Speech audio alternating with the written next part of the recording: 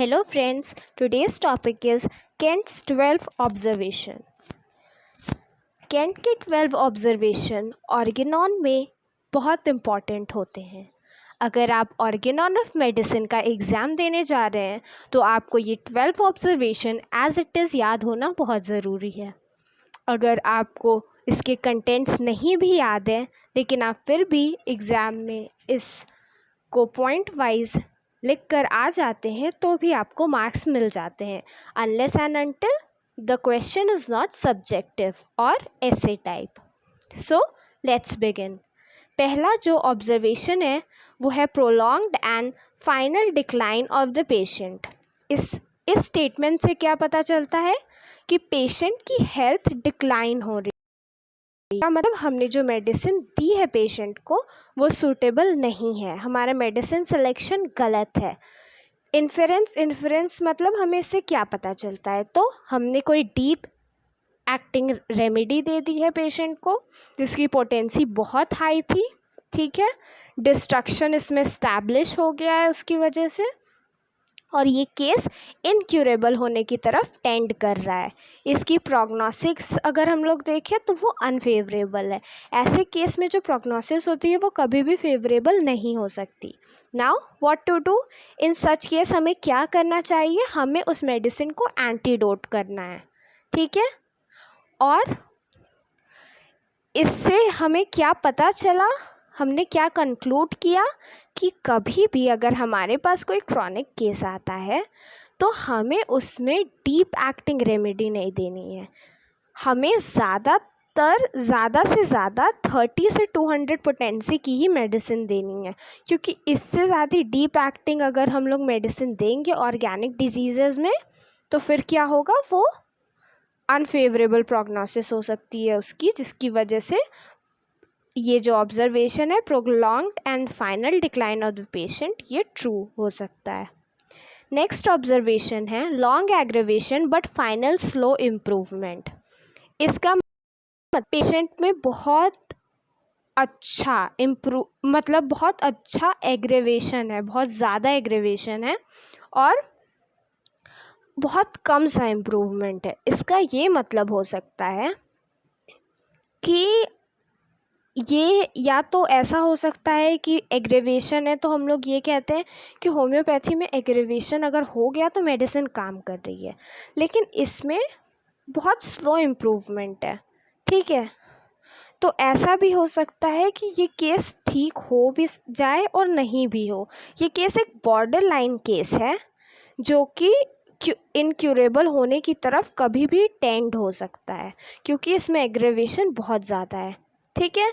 ऐसे केस में हम लोग को क्या करना चाहिए, हम लोग को 30th पोटेंसी से ज़्यादा में मेडिसिन को देना चाहिए, ठीक है। नेक्स्ट क्या है, aggravation is quick short strong with rapid improvement of the patient. देखिए आगे लिखा है इसमें, in acute 1 hour after remedy, in chronic during first few days. इसका इन्फ्रेंस है remedy is correct.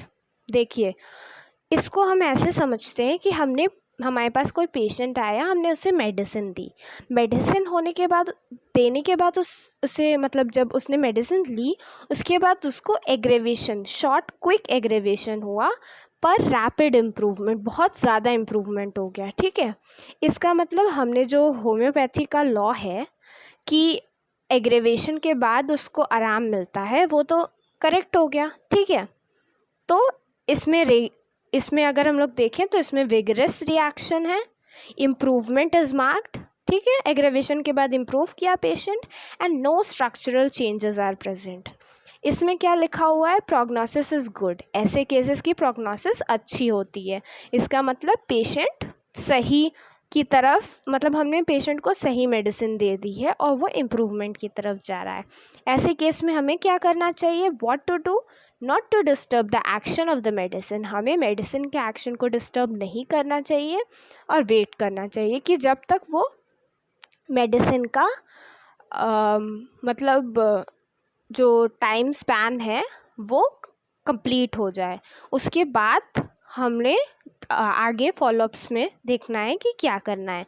This type of action is very reassuring, मतलब ये बहुत ही पॉजिटिव एक एक्शन है। ठीक है, नेक्स्ट ऑब्जर्वेशन है no aggravation with recovery of patient. इस केस में क्या होता है, कोई भी एग्रेवेशन नहीं है पर पेशेंट की रिकवरी हो जा रही है। इसका एग्जाम्पल, इसको हम लोग पैलिएशन से समझ सकते हैं। पैलिएशन मतलब क्या होता है, सिम्टम्स का टाइम बीइंग के लिए ठीक हो जाना। ठीक है, तो इसमें यही हो रहा है, एग्रेवेशन नहीं हो रहा है मेडिसिन लेने के बाद, लेकिन जो सिम्टम्स है वो ठीक हो जा रहे हैं। इसका ये मतलब हो सकता है कि या तो हमने सही मेडिसिन दे दी है और वो उसको पैलिएट तो कर जा रही है पर वो डिजीज़ इनक्योरेबल है। ठीक है, या तो ये हो सकता है, या फिर ये हो सकता है जो यहाँ पर लिखा हुआ है, remedy and potency exactly correct, no organic disease, no tendency to organic disease. Okay, the disease it is not of great depth and belongs to the function of nerves. इसकी प्रोग्नोसिस जो अक्यूट केसेस में अगर ऐसा हो रहा है कि कोई एग्रेवेशन नहीं हुआ और पेशेंट ठीक हो गया, जैसे कोई पेशेंट सपोज आपके पास आता है खांसी ज़ुकाम लेके, ठीक है, आपने उसको मेडिसिन दी, वो ठीक हो गया, तो ऐसे केस में क्या हुआ, ये सही मेडिसिन है। लेकिन इन क्रॉनिक केसेस अगर आपको कोई पेशेंट आया, उसको अर्थराइटिस की प्रॉब्लम है या से किसी और चीज़ की प्रॉब्लम है और आपने उसको मेडिसिन दी और वो पेशेंट मतलब उसको आराम तो मिल गया लेकिन एग्रेवेशन नहीं हुआ, और क्रॉनिक डिजीज़ इतना जल्दी ठीक हो नहीं सकती, इसका मतलब इस मेडिसिन ने उस डिज़ीज़ को पैलिएट कर दिया है, which is why the prognosis of chronic cases doubtful. What to do in such cases? Not to disturb the action of the medicine. ठीक है, और इसमें एग्रेवेशन तो हुआ नहीं है तो हमें वेट करना है। ठीक है, और remarks highest order of cure in acute, मतलब ये जो तरीका है क्योर का, ये एक्यूट इन्फेक्शन, एक्यूट डिसीजेज में बहुत अच्छा है। ठीक है, लेकिन क्रॉनिक के लिए इसका जो प्रोग्नोसिस है वो डाउटफुल है। नेक्स्ट ऑब्जर्वेशन है amelioration comes first and aggravation afterwards. सबसे पहले एमिलियोरेशन आता है, फिर एग्रेवेशन आ रहा है। ठीक है, इसका ये मतलब हो सकता है कि या तो ये जो मेडिसिन हमने दी एकदम सुपरफिशियल मेडिसिन थी, ठीक है, तो वो सिर्फ पैलिएटिव की तरह काम कर पाई और केस को ठीक नहीं कर पाई। या फिर क्या हो सकता है, ये प्रोग्नोसिस मतलब अनफेवरेबल की तरफ जा सकती है, जैसे amelioration comes first and aggravation afterwards. Patient को आराम तो मिल गया लेकिन उसके बाद फिर उसको प्रॉब्लम हो गई, इसका मतलब कि वो टाइम बीइंग के लिए ठीक हो गया, उसका सुपरफिशियल जो रेमेडी थी वो आपने दी, पैलिएशन हो गया, लेकिन एग्रेवेशन बाद में आ रहा है, इसका मतलब ये सही मेडिसिन नहीं है, इसकी प्रोग्नोसिस अनफेवरेबल है। और क्या लिखा है, what to do in such cases, retake the case and more similar medicine is to be prescribed. इस कंडीशन में हमें केस टेकिंग फिर से करनी चाहिए, उसको एक अच्छी सी मेडिसिन ढूंढ के दे देनी चाहिए।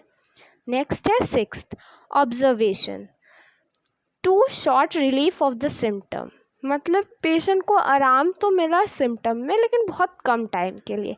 ऐसा कब हो सकता है, जैसे सपोज़ आप एक फिजिशियन हैं, आपके पास कोई पेशेंट आया, आपने उसको दवा दी पर हम सिर्फ उसको मेडिसिन नहीं देते हैं, हम उसे क्या बताते हैं, कुछ प्रिकॉशंस भी बताते हैं। जैसे होम्योपैथिक में हमारी मेडिसिन एंटीडोट हो सकती है, ठीक है, तो हम पेशेंट को बताते हैं कि XYZ थिंग्स आपको नहीं लेनी है अपने डाइट में, पर वो पेशेंट ने उसको ले लिया। ठीक है, ऐसे ये करने से क्या होता है, मेडिसिन जो होती है वो एंटीडोट हो जाएगी, तो पेशेंट ने डोज लिया, उसको इफ़ेक्ट आ रहा था लेकिन फिर उसने वो सब्सटेंस ले लिया जिसकी वजह से मेडिसिन का इफ़ेक्ट एंटीडोट हो गया और वो काम नहीं कर रही है। तो इससे इन्फेरेंस क्या होता है, has the patient done something to spoil the action of the medicine, if not the physician may suspect the following. क्या करना चाहिए फिजिशियन को, in acute diseases presence of high grade inflammatory reactions of the organ which are threatened by the process going on। Acute diseases में ये देखना चाहिए कि कोई बड़ा ऑर्गन तो नहीं है जिस पे इसका इफ़ेक्ट आ रहा है, जिसकी वजह से ये हो रहा है। और क्रॉनिक डिजीज़ में there is a structural change and the organs are destroyed और being destroyed in a very precarious condition. ठीक है, ऐसा भी हो सकता है कि क्रॉनिक केसेस में कुछ स्ट्रक्चरल चेंजेस होने लगे हों, ठीक है, और ऑर्गन डिस्ट्रॉय होने लगा हो। तो इसलिए हमें इन दो चीज़ों का ध्यान रखना चाहिए, एक अक्यूट केस में, क्रॉनिक केस में। अब हम इसकी प्रोग्नोसिस देखते हैं। प्रोग्नोसिस इसकी बैड है। हमने बताया ही कि अब जब पेशेंट ने किसी और की मतलब किसी और चीज़ का इंजेक्शन कर लिया जिसकी वजह से मेडिसिन एंटीडोट हो जा रही है, तो इसकी प्रोग्नोसिस ऑब्वियसली बैड होगी, बिकॉज हमारा मेन मोटो क्या है, पेशेंट को क्योर करना।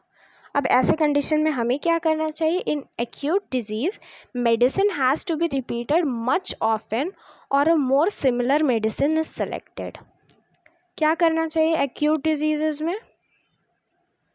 Medicine has to be repeated much often. ठीक है, मेडिसिन को रिपीट करना चाहिए और फिर से केस टेकिंग करके एक सिमिलर मेडिसिन जो हो उसको सेलेक्ट करना चाहिए। In chronic case if there is no interference of the medicine, more similar medicine is to be prescribed. Next है हमारा 7th observation, full time amelioration of the symptom yet no relief to the patient. ठीक है, मतलब क्या हो रहा है? Full time amelioration, आराम तो मिल रहा है पेशेंट को लेकिन रिलीफ नहीं मिल रही है। अब ऐसा किस केस में होगा? आप सोचिए, जैसे किसी को लिवर फाइब्रोसिस की प्रॉब्लम है, ठीक है, तो उसके लिवर के कुछ पार्ट में फाइब्रोसिस होगी, तो आप उसके पेशेंट के उतने ही लिवर के पार्ट को ठीक कर सकते हो जितना फाइब्रॉइड, मतलब जहाँ पे फाइब्रॉइड्स का एक्यूमुलेशन नहीं हुआ है। ऐसा नहीं है कि आपके पास कोई लिवर फाइब्रॉइड का पेशेंट आया तो आप उसको मतलब पूरा लिवर उसका काम करने लगेगा, आप ऐसी रेमेडी नहीं दे सकते, ऐसी मेडिसिन नहीं प्रेस्क्राइब कर सकते। तो ऐसे केस में उसको एमिलियोरेशन तो होगा, आराम तो मिलेगा, लेकिन परमानेंट रिलीफ नहीं मिलेगी। ठीक है, इसमें क्या लिखा है? प्रेजेंस ऑफ लेटेंट कंडीशन और lateral existing organic conditions which prevent beyond a certain stage, मतलब एक स्टेज के बाद आप उसको क्योर की तरफ नहीं ले जा सकते। The remedy acts favourable but the patient is not cured and never be cured. The patient is palliated in this instance. अब ऐसे केस में आप उसको क्योर तो नहीं कर सकते, आप उसे पैलिएट ही कर सकते हो, और पैलिएशन होम्योपैथी में कभी भी क्योर को कंपेयर उससे नहीं किया जा सकता, इसलिए इसकी प्रोग्नोसिस आप देख रहे हैं यहाँ पे भी बैड है। नेक्स्ट है, इसमें रिमार्क क्या है? The patient can never be cured completely and is curable only to a certain limit. This is a suitable palliation for homoeopathic remedies, मतलब ये एक सूटेबल पैलिएशन हो जाएगा। Next 8, some patient prove every remedy they get. ऐसे patient को अगर आप अपनी ऑर्गेनॉन की बुक उठाकर देखेंगे तो ऐसे पेशेंट को हम इडियोसिंक्रेटिक पेशेंट कहते हैं, या फिर हाइपर सेंसिटिव पेशेंट कहते हैं, या ओवर सेंसिटिव पेशेंट कहते हैं। ठीक है, ऐसे पेशेंट्स ऑफन इनक्यूरेबल होते हैं because they prove all the remedies, वो सबका सारी रेमेडीज़ उसके ऊपर इफ़ेक्ट देती हैं। ऐसे केस में हमें क्या करना चाहिए? Give 30th and 200th potency. ठीक है, ऐसी ये पोटेंसी में ही सिर्फ हमें उनकी डिज़ीज़ क्योर करनी चाहिए, क्योंकि अगर कोई पेशेंट हाइपर सेंसिटिव है और आप उसको हाई डोज देने लगे, डीप एक्टिंग रेमेडी देने लगे, तो वो उसके लिए बहुत बुरी भी साबित हो सकती है। इसलिए हमें मिनिमम डोज देना है, 30th या 200th पोटेंसी में उसको मेडिसिन देनी है। ठीक है, नीचे क्या लिखा है? Such over sensitive patients are great prover. Obviously they will be the great provers because when you will give them the medicine they will prove each and every medicine क्यों प्रूव करेंगे? Because they are over sensitive and they will give symptoms of all the medicine provided. Next, action of medicine upon provers. अब action of medicine upon prover में क्या है? जो medicine prove की जाती है वो हमेशा, हमें पता है कि एक इंसान के ऊपर, बहुत सारे लोगों के ऊपर मेडिसिन प्रूव की जाती है, तो एक ही इंसान सारे सिम्टम्स नहीं दे सकता है. ठीक है. Next, what to do. इसमें क्या, हम जब ड्रग प्रूविंग पढ़ेंगे तो हम इसे डिटेल में देखेंगे. What to do, observe carefully the constitutional state of an individual about to become a prover.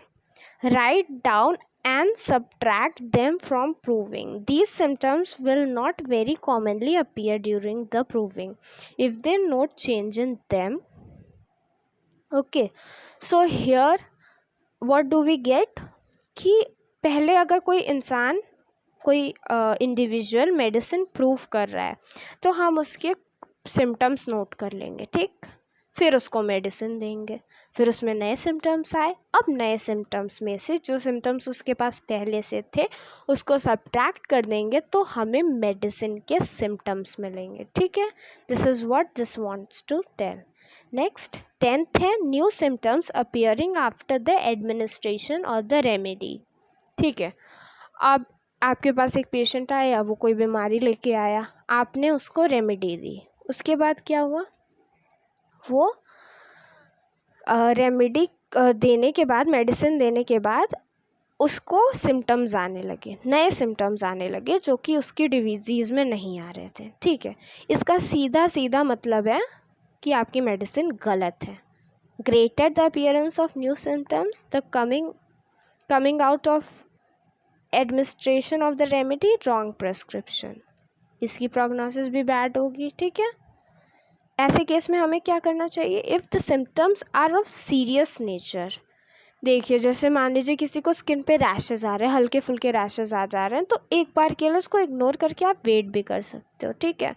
लेकिन अगर सिम्टम्स बहुत सीरियस हैं, so you can not the patient cannot tolerate it.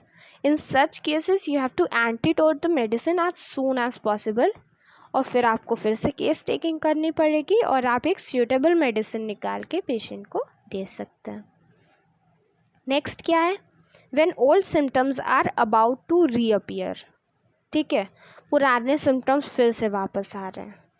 देखिए, हमने थर्ड जो पढ़ा था यहाँ पे, थर्ड जो था और ये 11th, ये कैंट के ऑब्जर्वेशन बहुत ही अच्छे, फ्रूटफुल, रीअश्योरिंग ऑब्जर्वेशंस हैं. यहाँ पे क्या है? When old symptoms are about to reappear, इसमें मेडिसिन करेक्ट है. ठीक है. डिजीज़ क्यूरेबल है. Symptoms are disappearing in the reverse order of its cure. हमने हमेशा देखा है, हेरिंग्स लॉ ऑफ क्योर हम पढ़ेंगे अभी, तो हम उसमें देखेंगे कि जिस ऑर्डर में सिम्टम्स प्रोड्यूस होते हैं उसके ऑपोजिट ऑर्डर्स में हमेशा क्योर होते हैं. ठीक. तो क्या हुआ, पेशेंट आपके पास दो प्रॉब्लम लेके आया. प्रॉब्लम ए, मतलब एक प्रॉब्लम लेके आया, प्रॉब्लम ए, लेकिन वो पहले आपने हिस्ट्री उसकी ली तो वो प्रॉब्लम बी से भी सफ़र कर रहा था. ठीक.